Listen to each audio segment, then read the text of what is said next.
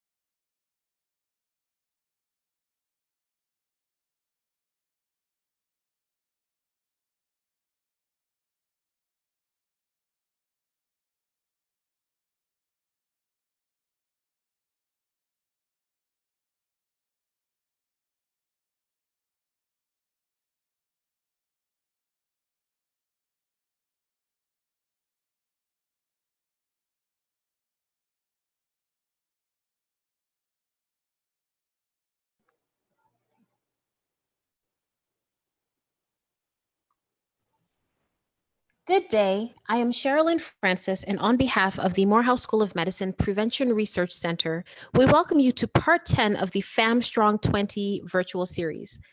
Additionally, we invite you to connect with the MSM PRC via your favorite social media platform using the hashtag FAMStrong20. The mission of the MSM Prevention Research Center is to advance the scientific knowledge in the field of prevention in African American and other minority communities, and to disseminate new information and strategies of prevention. The MSM PRC strongly holds to the applied definition of community based research, which is dynamic, community and research entity, establishes community and research entity partnerships, is focused on prevention, is tailor made, is ethnically and culturally focused, and prioritizes health policy to advance health equity. I now present to you today's session entitled Our Homes, Housing and Keeping Your Space Germ Free, presented by Dr. Howard Grant and Dr. Nataki Osborne Jelks. And now, Dr. Grant. Good afternoon. Good afternoon. What a pleasure it is to be here today. It's always a highlight of my professional career to talk about the work that we're doing at Atlanta Housing, because as many of you may not know, we're more than just the bricks and sticks. We also are very concerned about the people that we serve in the city of Atlanta. So this afternoon, I'll just like to give you an overview of who we are as Atlanta Housing and some of the things that we're doing to promote equitable, affordable, housing in the city of Atlanta with our partners, but then also to talk a little bit about some of the human component of what we do, our human development services. So before I begin, again, my name is Howard Grant. I am the Senior Vice President of Governmental, External Affairs, and Human Development for Atlanta Housing. Uh, so who is Atlanta Housing? You know, many communities have I guess, a misconception or really don't understand exactly who we are. What you think of is Section 8, and you think of, you know, what we used to call the projects back in the day. For those of you that are familiar with Atlanta, Herndon Homes, University Homes, Techwood Homes, Egan Homes, Palmer House, you know, those were our public housing complexes. But let me just give you an overview very quickly of who we are. So the Atlanta Housing Authority is what's called a move to work agency, meaning that in the state of Georgia, there are only 2 move to work agencies. And in the entire nation, there are only 39. And that designation has been given to high performing housing authorities. But what it does mean is that we have a work requirement for our residents. So our residents have to work an average of 20 hours a week. We actually just reduced that from 30 hours a week, but we realized that employers were finding it very difficult to allot the 30 hours to ensure that our residents remain compliant. But move to work also means, as a housing authority, we need to provide cost-effective and efficient housing. We also need to give incentives to our families and with children that are working or enrolled in school. And we also need to give housing choice. So back in the 90s, when public housing was demolished, we provided vouchers to our residents to ensure that they had the ability to go anywhere that they wanted to in the city to live, as long as the voucher was being accepted. And we tried to promote areas of opportunity. Now, that is still a work in progress, because we cannot make a landlord accept a voucher.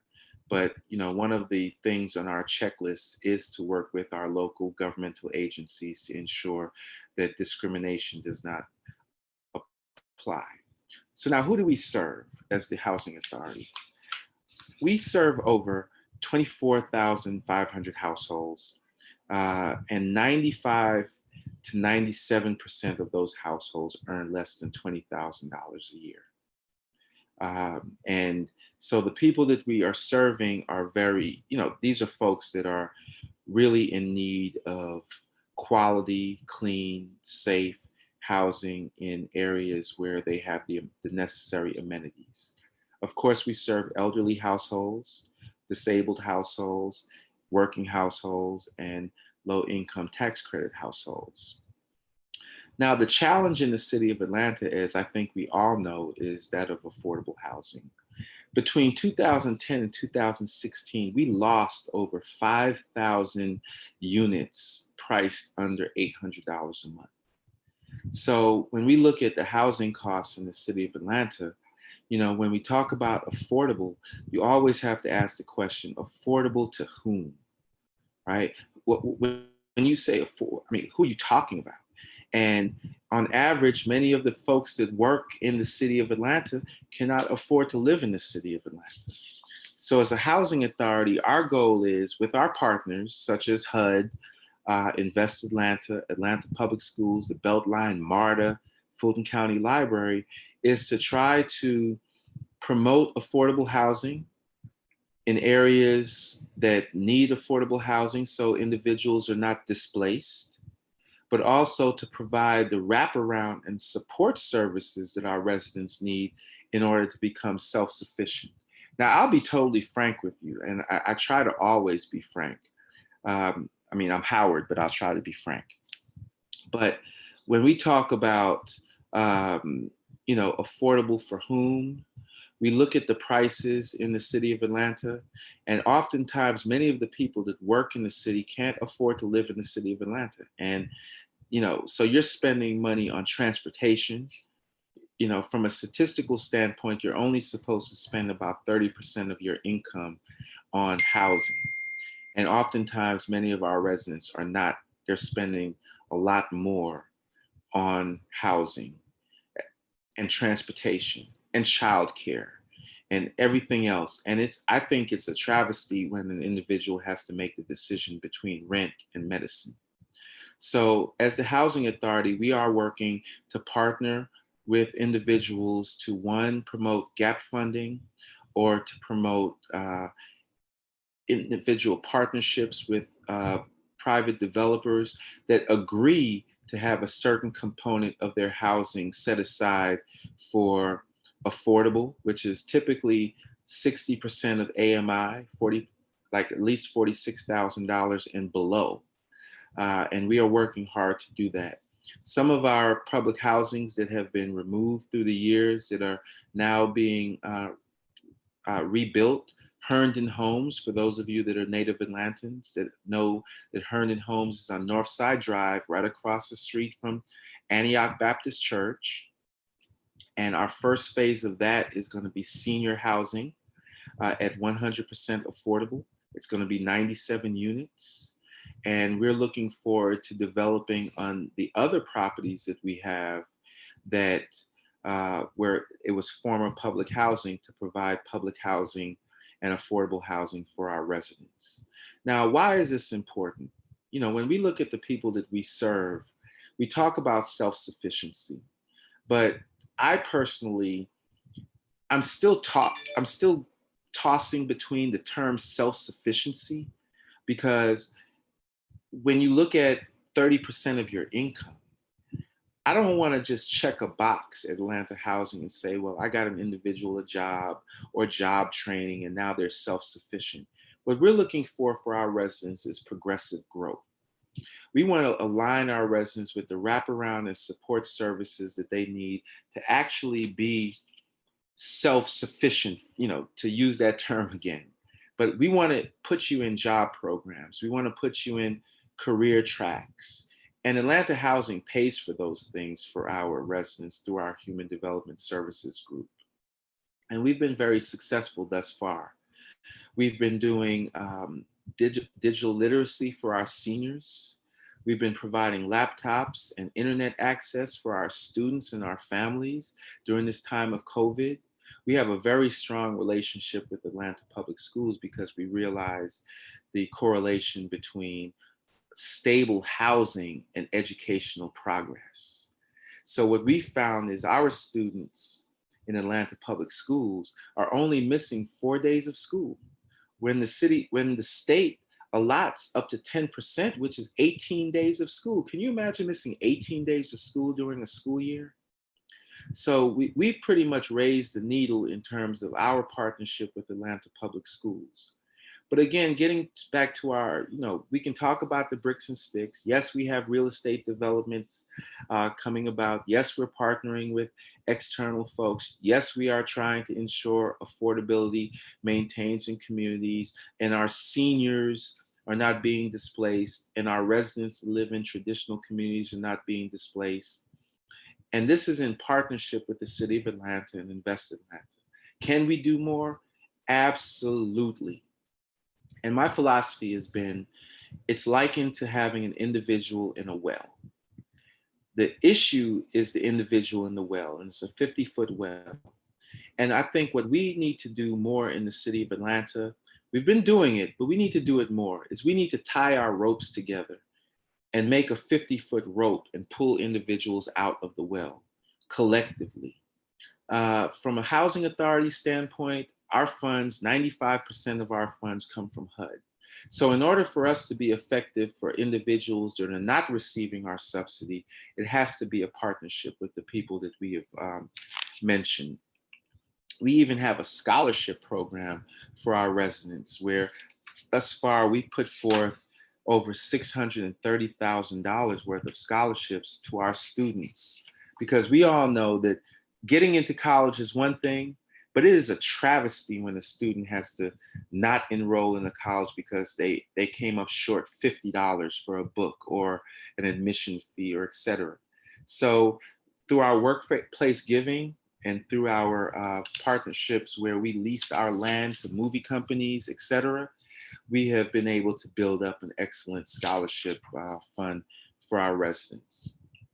Now, one thing I like to talk about is our choice neighborhoods, because I think the choice neighborhood model is an excellent model in the city of Atlanta as it relates to one, ensuring that the residents have the services that they need.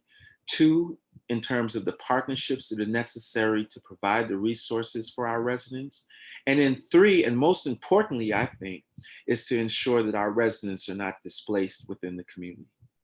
So our choice neighborhood program is within the AUC, Vine City, Ashview Heights community. And the focus of the choice neighborhood is people, housing, and neighborhoods. And again, I think that this model is just an absolutely phenomenal model as it relates to the totality of working in community. So from a neighborhood standpoint, and I'm going to talk about people last because that's always my favorite component. But in the neighborhood capacity, we're looking to acquire and demolish blighted properties. We're also looking to facilitate owner-occupied rehab so our elderly and our mainstay residents don't have to move out of the community.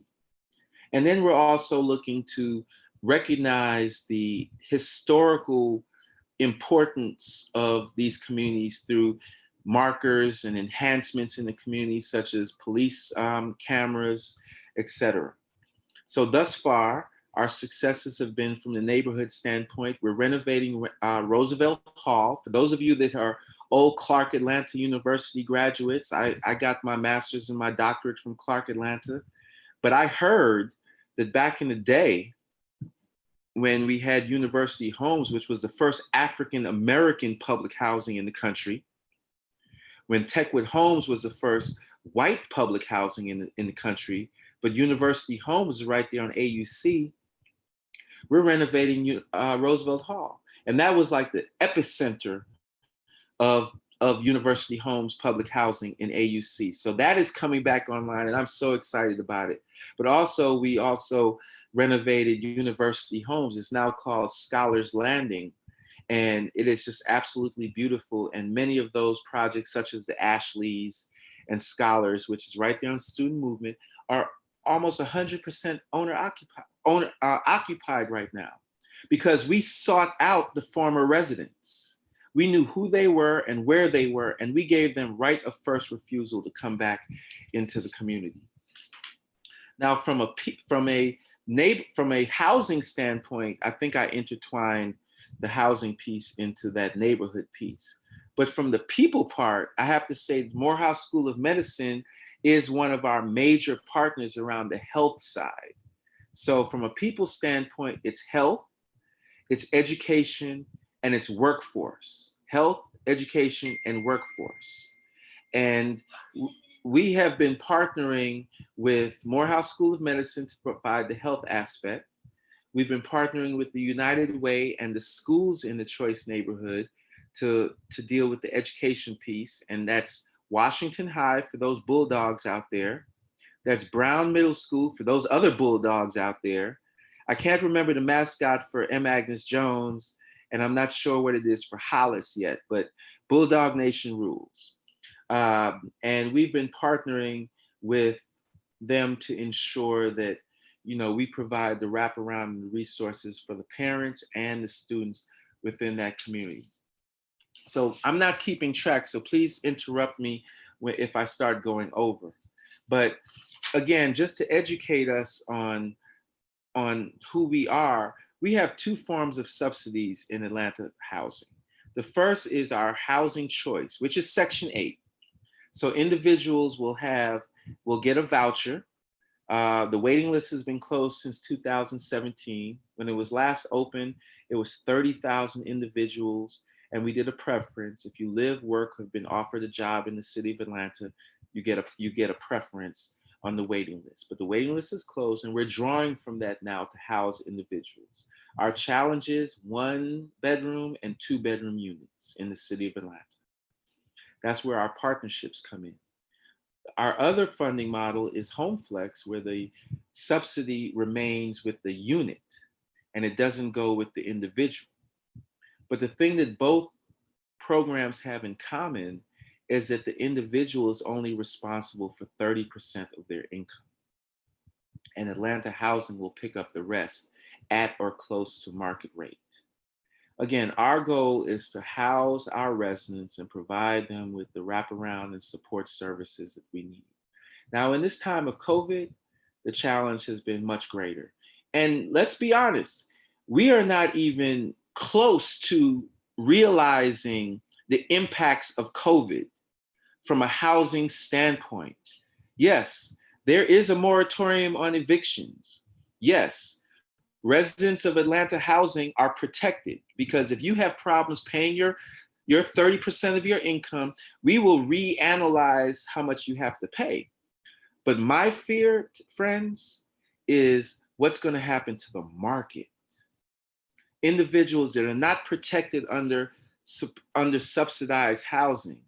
And the minute that this moratorium is lifted, we're going to have so many individuals that are in need of rental support, because while there's a moratorium, what happens to the back rent, right? Who's going to pay for the back rent that these individuals have occurred? So we really need to, like, my agency we are bracing ourselves because we're very involved in the homeless issue as well. And we are bracing ourselves for the impact of post-COVID and the impact that it's going to have on affordable housing. Now, as we develop our land, we also think of, we want to make safe, clean housing. Unfortunately, from a historical standpoint, when we look at where public housing was located, these were areas of least resistance. These were areas where there were environmental justice issues that occurred. Some programs were built on toxic waste facilities. Some programs were built in areas where there were not the resources that the families needed in order to really survive. Food deserts, close to highways, where we all know that the highest rates of asthma in the country are in communities of least resistance where they're Black and brown. So as we move forward and we build our properties up, we are also taking into consideration the environmental justice aspects of the traditional locations of these communities. And our goal is to provide clean, safe, catalytic communities that provide the resources from an educational standpoint, from a healthcare standpoint, from a transportation standpoint. But I'll be frank, we do not have a magic wand. The success of what we are allowed to do from a federal government standpoint is really contingent upon the partnerships that we make within our community where there is a will to make a difference.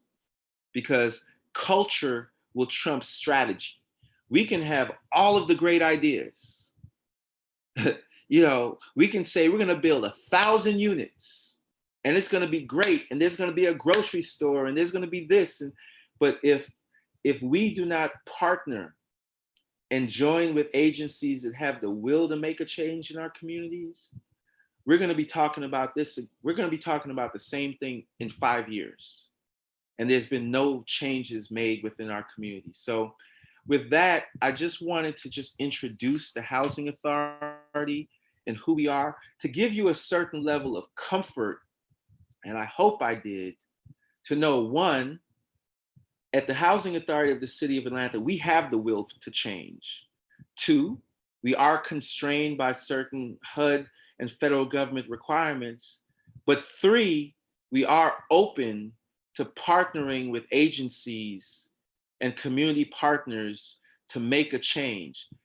With COVID, out of 2,150 seniors in our senior high rises, we've only had 5 cases of corona. And that's because the will was there to clean, to provide education, to provide food, to provide wraparound, humidifiers, everything that our seniors needed. We were able to provide those to our residents. And we hope to continue that in partnership with the City of Atlanta, in partnership with Morehouse School of Medicine. And, just really, again, I wish we had a magic wand. And this is not an excuse, I'm just being transparent. We need partners. We need to tie our ropes together and throw it down that 50-foot well and pull the problem out of the well. So with that, I'm here for discussion, but I'm gonna turn it on to Dr. Jelks, who I've had the pleasure of knowing I don't know, doctor, I've been APS for 15, so I think I've known you for over 20 years now. So I'm gonna turn it over to you and look forward to sharing our information with our participants. Dr. Jelks. Thank you so much, Dr. Grant. And yes, it's been a long time because I think we first met when you worked at the Atlanta Regional Commission. So I don't know how long ago that was, but it's been a while. And so when I met Dr. Grant, we were working on environmental justice issues, which he just mentioned and talked about. So again, my name is Nataki Osborne Jelks. I am an assistant professor in the Environmental and Health Sciences program at Spelman College. But I also kind of wear a community hat with the West Atlanta Watershed Alliance, which is a community-based organization that works on the west side of Atlanta to try to envision and to grow a cleaner, greener, healthier, and more sustainable West Atlanta. And so for a number of the areas that Dr. Grant talked about, the Atlanta Housing Authority has worked with and continues to work with, this is part of the area that I knock around in on a day-to-day basis. I live on the west side. So these issues are very near and dear to me as we talk about things like environmental justice, as we talk about kind of where historically African-American communities have been located in the city of Atlanta, and in some cases, how we have been exposed to environmental hazards and stressors because of the location of our communities. I thought about, just earlier when Dr. Grant mentioned the redevelopment happening at Herndon Homes, there was a landfill underneath that property. And so there's just a historical legacy of these types of issues. And these issues are very important, especially in this age of COVID-19. There are a number of studies that have been published and a lot of research that is being conducted right now that shows that in some places we're seeing, people who have COVID-19, they're having a tougher time, with the virus when they live in communities that are impacted by things like air pollution. So when we think about kind of housing, we have to think about not only kind of where we live in terms of the interior, but we think about housing from the perspective of where our housing is located in the context of the community. And I know later on in this series, there's going to be more of a focus on neighborhoods and communities, but as we talk about housing, we can't help but talk about the communities in which our housing is located.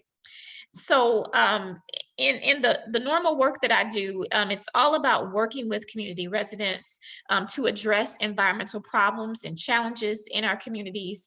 On the west side of Atlanta, many communities, many neighborhoods have been impacted by things like flooding. And unfortunately, that flooding is not just something that we can kind of see and experience outside, but people's homes have been impacted by floodwaters. And when our homes get impacted by floodwaters, then we start to talk about health challenges and issues. We talk about respiratory issues. We talk about the microbes, in our homes. And so also because we are in this age of COVID and we're bombarded with messages about wearing our masks and about washing our hands and keeping our surfaces and our homes clean, I was asked to talk just a little bit, just to share just a few tips with respect to what happens inside of our homes. As I also want you to think about what happens outside and how we can be agents of change in our communities with respect to what's going on around us.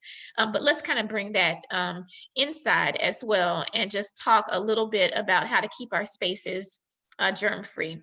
So I think I have just three really quick slides with some real basic information. I hope it's not too basic. It's probably stuff that, you know, for the most part, we already know, but because we are in the midst of this global pandemic, I think it's important that we not take anything for granted, and that we make sure that we're sharing the information that is going to help us to stay, you know, as safe as possible. And I am getting ready to share my screen.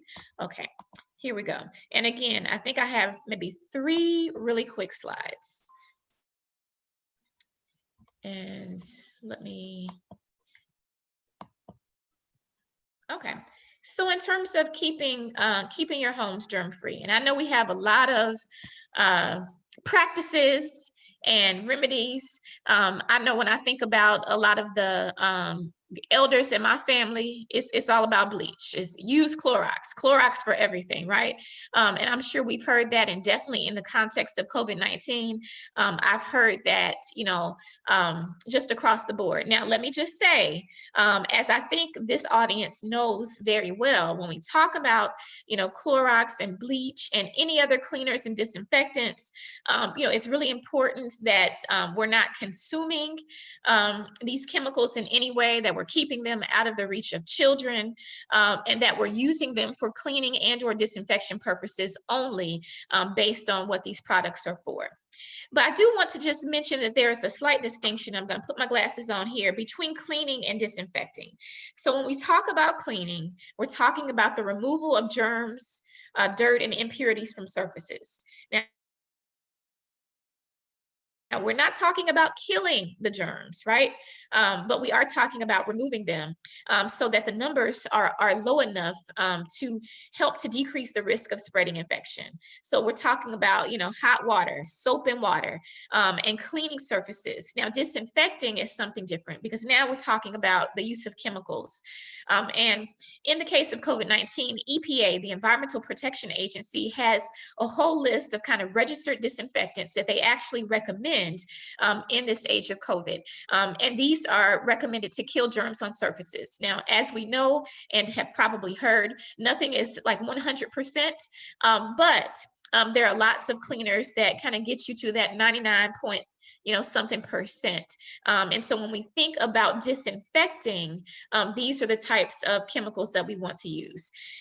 This process is not necessarily clean dirty surfaces or remove germs, but by killing the germs on a surface after cleaning it, it can further lower the risk of spreading infection. Now, let me just be clear, because as an environmental health scientist, I'm very careful about just, you know, prescribing the use of chemicals. And in fact, there are lots of cleaning supplies, kind of non-toxic or lesser toxic cleaning supplies that you can make, you know, yourself, using things like vinegar, using things like, you know, lemon juice. But, you know, in the age of COVID-19, we've got to be very careful with respect to using things that will kill germs when we are aiming to do our disinfecting. But as we're cleaning, you know, just cleaning, we can, you know, really try to rely on those things that are less toxic, because we don't want to bring those toxic things into our homes unless it's absolutely necessary. So in terms of how to clean and disinfect, when we're using kind of hard or non-porous surfaces, you want to wear disposable gloves if you have access to them when you're both cleaning and disinfecting surfaces. These are gloves that should be discarded after each cleaning.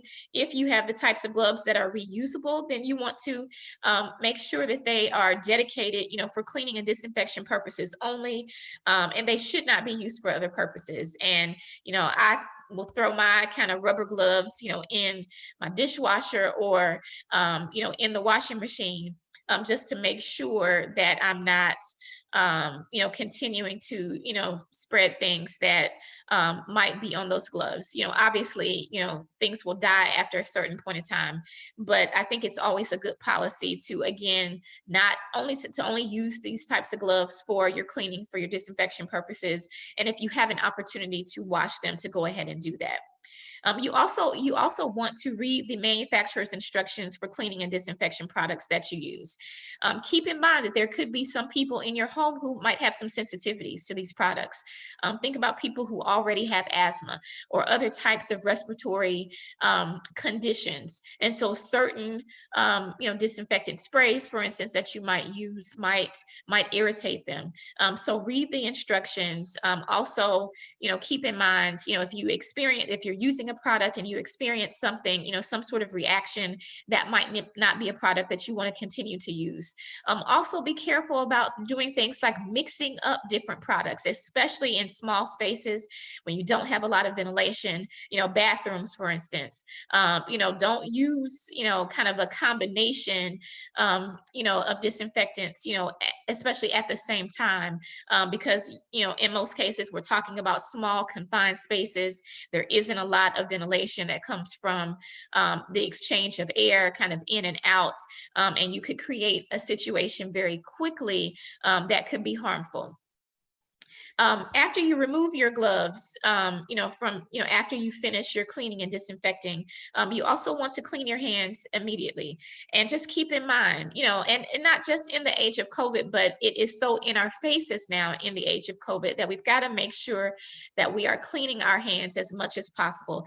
Using, warm water and soap, hot water and soap is really the best. But in those situations and cases where we're not able to do that, having that hand sanitizer on hand, especially the sanitizer that has been found that has the ingredients, has the percentage of alcohol needed to kill germs, is what you're going to need.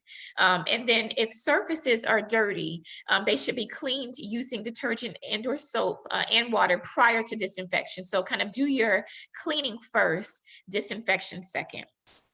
And this is my last slide. Yeah, my last one. So in terms of safely using disinfecting products, I started to go down through some of this, but you want to always read and follow the instructions on the label to make sure that you are, being as safe as possible. You want to wear skin protection, so things like your gloves. Consider eye protection if you have it, for potential splash hazards. If you wear glasses or even if you have some shades, whatever works. But just try to be as careful as possible. Try to ensure adequate ventilation if that's possible. So if you have, windows in the room, raise those windows, let some fresh air in. And again, as you're thinking about cleaning those smaller confined spaces like bathrooms, then you want to be very careful about what you're using. Do not mix things and don't use more than what is recommended. And, I think we all kind of think, well, we're used to, we're not strangers to cleaning or disinfecting. And so, I'm not trying to share this information as if these are things that you don't already know. But I just want to make sure, especially as I think we're probably we're very sensitive to these issues now in the context of COVID, that we might sometimes go overboard and again, start mixing lots of things, and we just don't want to do that.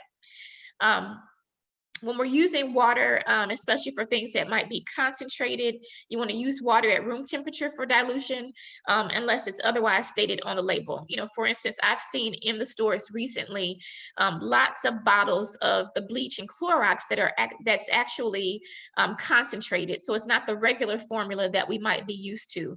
And so if it's concentrated, that means we can use a small amount, add it to water, to dilute it, and you have your solution that you can use for your disinfecting. So when you are diluting, when you're using, concentrated liquids, then use water at room temperature.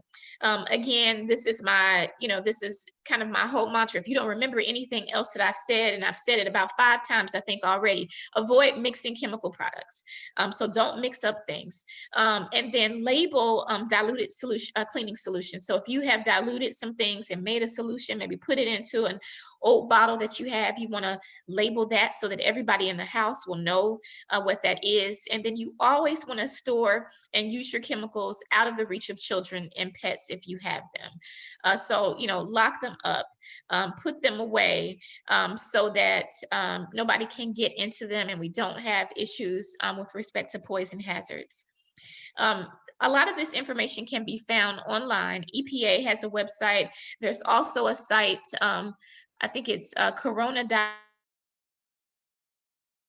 gov, and I know that we are questioning a lot of what we might be hearing from some government agencies at this point, but there is still some quality information out there that can help you.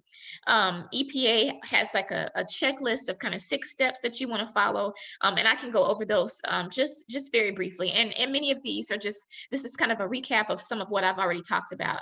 But in terms of just making sure that you're using products, if your aim is to disinfect surfaces and to make sure that you can, kill the germs that you're able to, you want to check to make sure that those products are EPA approved. And you can just Google EPA approved disinfecting products, and you'll come up with a website that gives you a list of those products. Then again, and not trying to insult anybody's intelligence, but, read the directions. Again, some products might be concentrated, so just know what it is that you're using. Read those instructions. Pre-clean your surfaces. Cleaning first, disinfection second.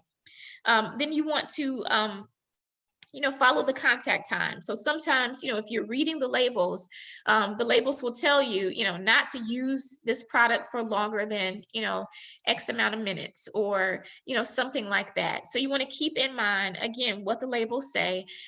You want to keep in mind how long it says that you should have that, solution or that product in contact with your surfaces, and just follow those instructions. Wear gloves. You want to wash your hands after you finish your cleaning and disinfecting. Remember, throw those gloves away if they're disposable. If they're not, keep them out of reach. Wash them if you can, but definitely only use them for your cleaning and disinfecting, and then lock everything up. Keep it out of the reach of children and or pets. And hopefully these are tips to help everybody to stay safe in terms of trying to keep things germ-free in the home. But also the other things that I'll just kind of add is that as we're coming into our homes and coming from the outside, also begin to think about, things just in general. This is not a COVID thing. This is just a normal thing. When we're tracking, shoes and tracking our shoes into the house, and we're tracking in the dirt, the mud, whatever it is that we're walking through on a day-to-day basis, if we're doing some work out of the home, we want to try to keep our homes from being impacted, by those things as much as possible. So I like to do things like, at my door, when my family and I come in, we just put our shoes right by the door instead of trying to track everything through the house. And that is a way to help, keep surfaces germ-free in the home as well.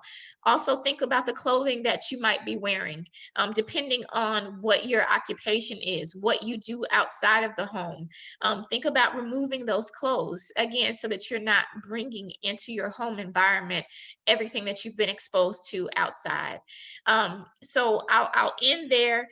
What I'll also just kind of say is that during this time of COVID, for many people have been really cooped up in their homes. And so I just want to encourage you to step outside, to get some fresh air. If you have a yard, or if you have a stoop, or whatever it is that you have that will allow you to get some fresh air, and to take in some of the benefits that our natural environment provides for us, then those are the types of things that we want to be doing right now. These are things that lower stress. They improve our mental health. And so, try to do some of that. If you have a park, close by, keep in mind social distancing guidelines, but maybe there's an opportunity for you and for your family to visit that park, to spend some time, as a family unit, again, to, take advantage of the healing that nature provides us. So I'll stop there. I'll stop my screen share, and we will turn it back over to Ms. Francis.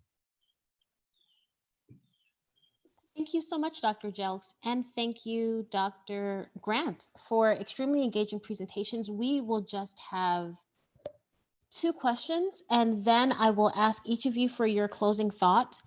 So we'll begin with you, Dr. Grant. So you shared an allegory of us as community members essentially throwing a rope down a 50-foot well to continuously bring community members up. So I have a 2-part question for you. So part one of the question is, how do we as community members gain access to the resources to participate in the rope braiding process? And part two of the question is, how do we know when and how to combine our rope braiding with the rope braiding of other communities to continuously engage in the process of pulling up community members? Okay. One, I think that, all right, what was the first part? Because I was on this, I have an answer for the second part. No problem. Well, but what was the first question? The first part is, how do we as community members gain access to the resources needed to simply participate in the rope braiding or rope making process? Okay, so I'll answer that by saying that, we have, and I think I'll answer the second part while I'm saying that as well. I think that we have organizations that are already out there established that have mission statements that are aligned to what these particular needs are. The mission statements are aligned to the issue that's in the well. But I think that we have not done as a community a really good job of holding, and I'm not putting blame, but holding individuals accountable for fulfilling those missions. So it's a, how do you eat an elephant, right? Like one bite at a time. I think that's one of those, one of those analogies. I think that we should partner with individuals and agencies that have missions that are in line with our personal missions. One of the blessings that I have currently in this state of my life is the fact that my job is directly aligned with my personal mission in life. If I were not working and doing the things that I'm doing daily to support my family, I would still be doing this. So as individuals, I think that one, we need to align ourselves with organizations that are directly aligned with our personal mission and then hold them accountable. If your mission is to provide housing, if your mission is to provide food, if your mission is to provide owner-occupied rehab, and I'm going to align myself with that because that's something that's important to me, then let us hold them accountable to fulfilling their mission statements. And I think I answered both parts of that. If I didn't, please just, push back on me. Okay. Yes, I'm going to go with yes, unless someone who is attending would like to add more context to that question, or who would like to push back, as Dr. Grant said. Okay, Dr. Jelks, my question for you is, in the space of, well, you spoke of the organization that you are affiliated with, focusing on clean water, for lack of a better word. So how do we as community members, one, advocate for environmental justice to include clean water, recognizing that incidences such as what happened in Flint happened? How can we be vigilant to prevent something like Flint happening in Atlanta or any other space in the US or abroad? Well, thank you for that question. I think part of the answer lies with trying to be active in local neighborhood and community-based organizations.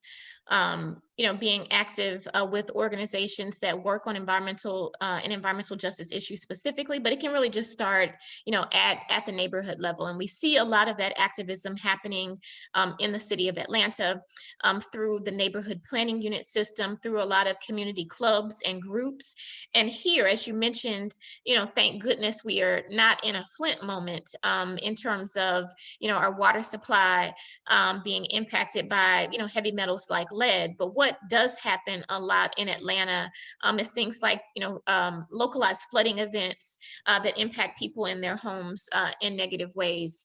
And so there in Atlanta, as in other cities, working at the grassroots community level is one way to get your to make your voice heard, being in contact with local elected officials, being clear about any concerns that you have around water or any other types of environmental issues, and trying to hold those elected officials accountable. Many community and neighborhood groups, develop their own agendas, which include these environmental issues, and they develop goals with respect to the action that they want to see taken to address whatever the issues and challenges are.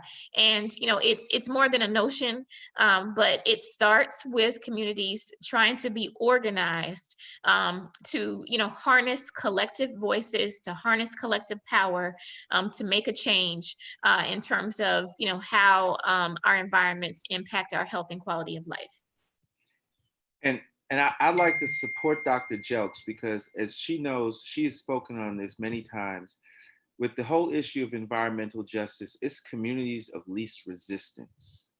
So if you follow the path that Dr. Jelks just mentioned in terms of the neighborhood associations speaking out, being active, being aware, the ravages or the burdens of environmental justice issues can be reduced because you're not a community where you're just going to accept everything that is thrown upon you. So I just wanted to support Dr. Jelks on that response in terms of communities of least resistance. And if I can add just one more thing, and Dr. Grant's comment made me think about it. Although we definitely know that the digital divide is alive and well, we also know that during this time of COVID, there have been a lot of efforts to help overcome that in some communities, to try to give people access to things like smartphones and Wi-Fi and hotspots and that sort of thing. And right now, for those of us who do have access to these resources, it is so much easier for us to be involved in things like city council meetings or county commission meetings or neighborhood meetings, because many of them are happening online now. They're happening through things like Facebook Live. They're happening through Zoom. And sometimes it's really challenging, especially if you have a family, to, go outside of the home, during the evening when kids are working on homework and it's time to cook dinner. But now you can kind of be cooking dinner and have that, neighborhood meeting going on at the same time, through the digital format, and still have an opportunity to raise your voice and to speak out on the concerns that you have. So, while we are, in these challenging times, for those of us who do have the access, I really want to encourage us to take advantage of attending and participating in some of these meetings that sometimes we just don't have the time to participate in.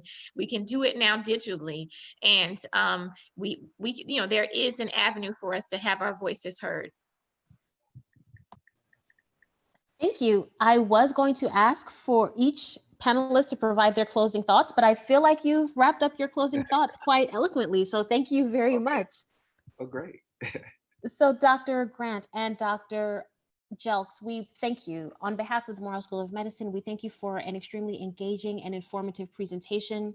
And to all of the attendees in today's FAM Strong 20 virtual series meeting, part 10, we thank you for attending, and we thank you for spending each of your Saturdays with us.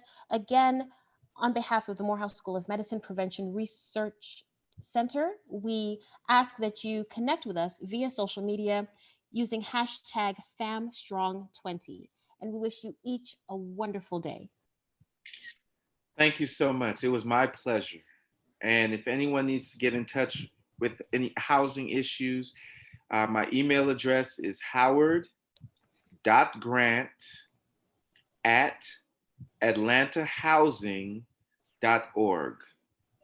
And if I don't know the answer, I'll refer you to someone that does. Thank you so much. And that was howard.grant@atlantahousing.org. Correct. Thank you for having me as well. And I'll give out my easiest email address. It is Osborne, that's NOSBORNE @Spelman with 1L.edu. Thank you, Dr. Jelks, and thank you, Dr. Grant.